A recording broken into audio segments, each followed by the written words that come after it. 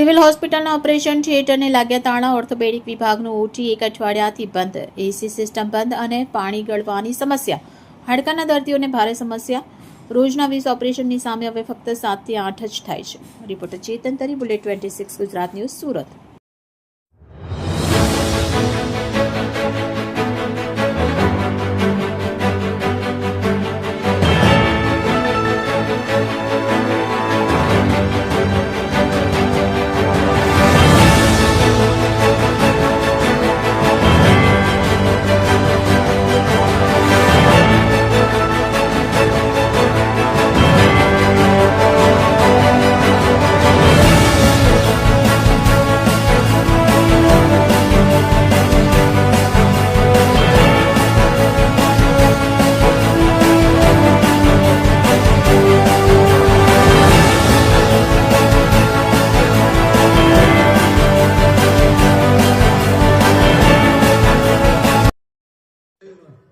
આપનું નામ ને ડિઝિગ્નેશન?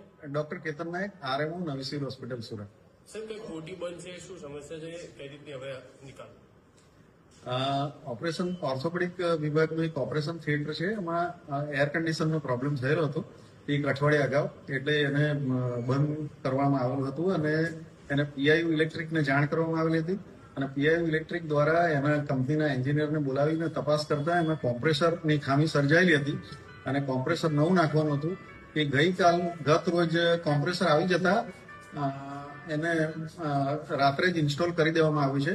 આજે ટેસ્ટિંગ કરશે અને મોટે ભાગે કાલથી એ ઓપરેશન થિયેટર ચાલુ થઈ જશે.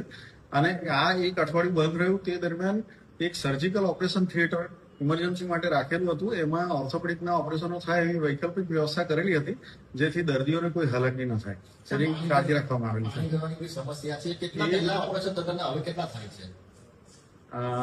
સંખ્યામાં કંઈ ખાસ ફરક નથી પડ્યો. ઇમરજન્સી 24 કલાક ચાલે છે અને એ પણ કરેક્ટ કરવામાં આવ્યું છે.